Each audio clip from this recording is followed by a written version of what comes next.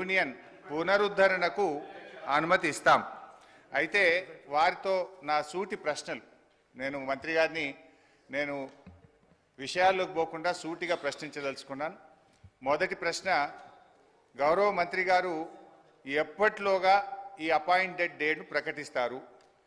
ఏ రోజు నుంచి ఆర్టీసీ ఉద్యోగులను ప్రభుత్వ ఉద్యోగులుగా గుర్తిస్తారు? పరిశీలనలో ఉంది, చూస్తాం చేస్తామని కాలయాపన చేయడం కాదు. ఒక ఖచ్చితమైన తేదీని ఈ సభ ద్వారా ఆర్టీసీ కార్మికులకు చెప్పాలని మీ ద్వారా గౌరవ మంత్రి గారిని కోరుతా ఉన్నా. క్వశ్చన్ నెంబర్ 2, యూనియన్ పునరుద్ధరణ చేస్తామని మీరు హామీ ఇచ్చారు. ఆ యూనియన్ పునరుద్ధరణ ఎప్పటిలోగా చేస్తారు? ఈ మధ్య మాకున్న సమాచారం ఏంటంటే ప్రభుత్వం నుంచి యూనియన్ పునరుద్ధరించేది లేదు అని మీరు ఉత్తర్వులు ఇచ్చినట్టుగా మా దృష్టికి వచ్చింది. మీరు ఉత్తర్వులు ఇచ్చారా లేదా? ఇవ్వకపోతే ఎప్పటిలోగా యూనియన్ పునరుద్ధరిస్తారు? క్వశ్చన్ నెంబర్ 3, ఆర్టీసీలో చనిపోయిన కార్మికులకు గతంలో మా బీఆర్ఎస్ ప్రభుత్వం ఉన్నప్పుడు చనిపోయిన పిల్లలకు వెంటనే పర్మనెంట్ ఉద్యోగం మేము ఇచ్చేవాళ్ళం. కానీ మీ ప్రభుత్వం వచ్చిన తర్వాత ఆ పర్మనెంట్ ఉద్యోగం అనే నిబంధన తీసేసి బ్రెడ్ విన్నర్ స్కీమ్ అనే స్కీమ్ పెట్టి కన్సాలిడేటెడ్ పే కేవలం 15,000 రూపాయల జీతం ఇచ్చి 3 ఏళ్ళు మీరు 15,000 జీతానికి పనిచేస్తే అప్పుడు పర్మనెంట్ చేస్తామని చెప్పి ఇలా చనిపోయిన కార్మికులకు మీ ప్రభుత్వం అన్యాయం చేసిన మాట వాస్తవమా? ఇది ఎందుకు తెచ్చారు? గత ప్రభుత్వం లాగా చనిపోయిన కార్మికుల పిల్లలకు వెంటనే రెగ్యులర్ ఉద్యోగం ఇవ్వాలని అడుగుతా ఉన్నాను. నెంబర్ 3. క్వశ్చన్ నెంబర్ 4, గౌరవ ముఖ్యమంత్రి గారు మంత్రి గారు నెక్లెస్ రోడ్లో ఆర్టీసీ కొత్త బస్సులు, మా ప్రభుత్వం ఆర్డర్ ఇచ్చిన బస్సులు వస్తే జెండా ఊపినరు, చాలా సంతోషం. Government is a continuous process. అయితే ఆ జెండా ఊపిన సందర్భంగా కార్మికులకు ఒక 300 కోట్ల చెక్కు చూపించారు ముఖ్యమంత్రి గారు. ఇగో మీ కార్మికులకు పీఆర్సీ బకాయిల 300 కోట్ల చెక్కు విడుదల చేస్తున్నా అని ముఖ్యమంత్రి గారు బకాయిలు ఇస్తున్నామని చెక్కు చూపించారు. పాపం మా మంత్రి గారు ముఖ్యమంత్రి గారు వెళ్ళిపోయినాక కొన్ని డమ్మీ చెక్కులు, ఆ పెద్ద చెక్కులు కూడా కార్మికులకు ఇచ్చి ఫోటోలు కూడా దిగారు. ఇది ఏ రోజు ఇచ్చిందంటే ఫిబ్రవరి 10, 2024. ఇవాళ మనం ఉన్నాం జూలై నెలలో ఉన్నాం. ఇప్పుడు దాదాపు 5 నెలలైనా నెక్లెస్ రోడ్ నుంచి ఆ చెక్కు బస్ భవన్కు చేరలే. ఇంకా అది ఎప్పుడు చేరుతుంది, ఎప్పుడు ఇస్తారో దయచేసి చెప్పాలని కోరుతా ఉన్నా. క్వశ్చన్ నెంబర్ 5, మహాలక్ష్మి పథకం పెట్టారు, సంతోషం, వి అప్రిషియేట్. అయితే ఆ పథకానికి నెల నెల బిల్లులు విడుదల చేయని మాట వాస్తవమా? మహాలక్ష్మి పథకం కింద రాష్ట్ర ప్రభుత్వం ఆర్టీసీకి ఇవ్వాల్సిన నిధులు ఎన్ని, ఇప్పటి వరకు ఇచ్చిన ఎన్ని, ఇవ్వకపోవడం వల్ల కార్మికుల యొక్క పిఎఫ్ మరియు సిసిఎస్ డబ్బులు మళ్లించి కార్మికులకు జీతాలు ఇచ్చిన మాట వాస్తవమా? ఆ నిధులు ఎప్పటిలోగా ఇస్తారో సూటిగా చెప్పాలి. అదేవిధంగా అధ్యక్ష, ఎందుకంటే ఇవన్నీ అధ్యక్ష గతంలో ఇవాళ మేము మా ప్రభుత్వం ఉన్నప్పుడు ఆర్టీసీ కార్మికులకు ప్రభుత్వ ఉద్యోగులకు 43% ఫిట్మెంట్ ఇస్తే ఆర్టీసీ కార్మికులకు 44% ఫిట్మెంట్ ఇచ్చాం. గత తెలుగుదేశం ప్రభుత్వంలో కార్మికులకు కేవలం బడ్జెట్లో 100 కోట్లు పెట్టారు. కాంగ్రెస్ ప్రభుత్వం 200 కోట్లు పెట్టింది.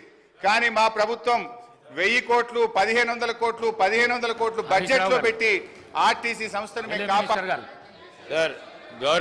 గౌరవ సీనియర్ శాసన సభ్యులు హరీష్ రావు గారికి తెలుసు ఇది క్వశ్చన్ అవర్ అధ్యక్ష.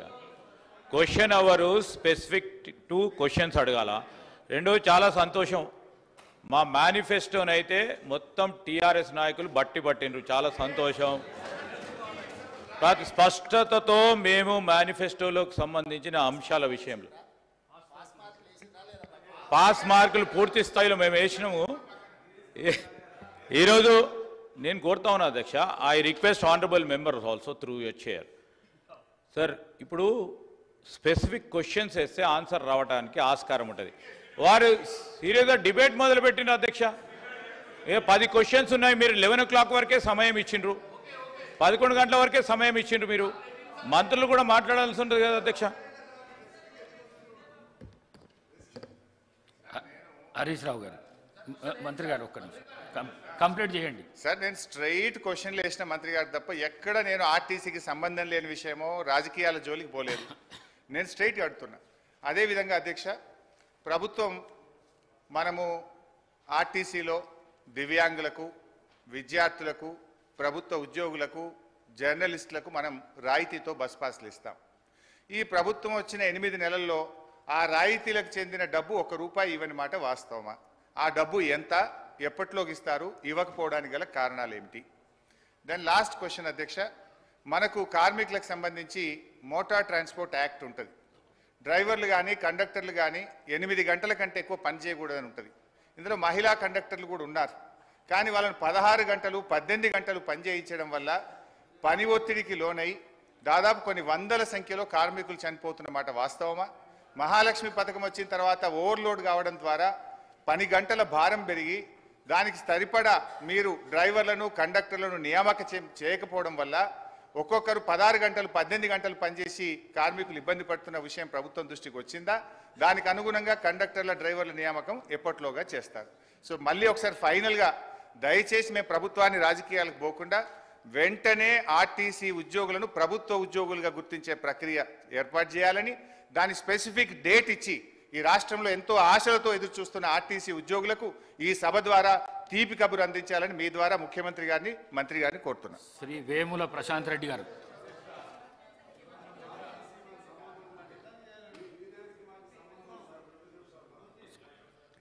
అధ్యక్ష, దయ్యాలు వేదాలు వల్లించినట్టుగా 10 సంవత్సరాలుగా ఆర్టీసీని చంపి ఆర్టీసీ